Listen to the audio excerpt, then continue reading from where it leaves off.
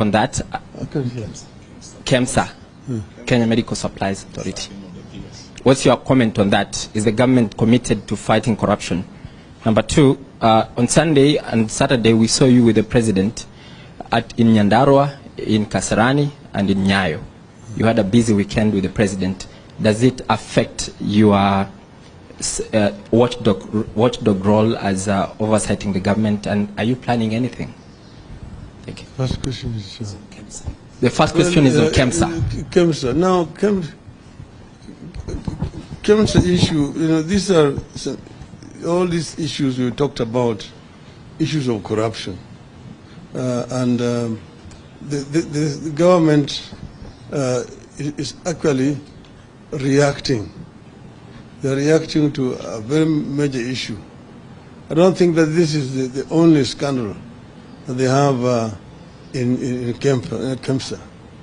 I think within a short period of time, you're going to be seeing hemorrhage in this government. But then, you see, you have a government should be run as a government. You have ministers who are charged with these responsibilities. Why are we not seeing ministers? Why is the president the one coming up with the key policy issues in respective ministries?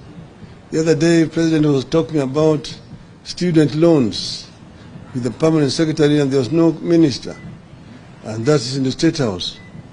A major policy statement on education should come from Minister of Education in his ministry. If there's a scandal in KEMSA, there should be Minister for Health, or even there's a permanent secretary for health, medical services. This other one here is just PS for public health. So it raises more questions than it answers. What the so-called surgery in the ministry. Okay. The other one is we were in Nyandarua. We went there, Jambini village, for the funeral of Hayati Field Marshal Mukami Kimathi. And we met there with Mr. Ruto and his deputy and his ministers. And of course we shook hands there. It was a chance meeting. We did not plan to meet there. But they said it was a state funeral, and we said we must go. There had been some threats issued by some supporters of Kenya Kwanza. But we said, no, we will go because of our relationship with the deceased, as it turned out. Now, they said it was a state funeral. The flags were not flown at half-mast. Neither was she given a 21 gun send-off as is required, which was very unfortunate indeed.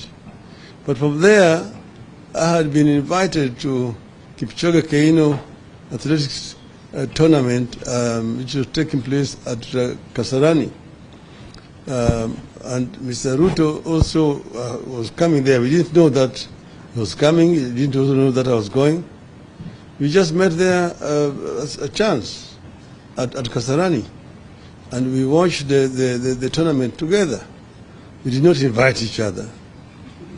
The following day, there was Mashemeji Derby at Nyayo Stadium. And I was going there because I'm the patron of Gor Mahia, Kogalo. And as we were coming around Madaraka Estate, there was a traffic jam. Then I asked, why is the jam today on a Sunday? I told, oh, you know, the roads have been closed because the president is going to the stadium. That's when I knew that Mr. Ruto was going to the stadium. And we met there again in the stadium, and we watched the match together. In the halftime, we went down to the lounge. There's only one lounge. And then we met there, and the pictures were taken. But we did not talk anything other than football. and there was no handshake. And I want to say this for umpteenth time. Mr. Gachagua, understand, we do not want any handshake with Kenya Kwanza. You have not asked for it, we don't want it, and we will not go for it. I think that's enough. Thank you very much. Thank you.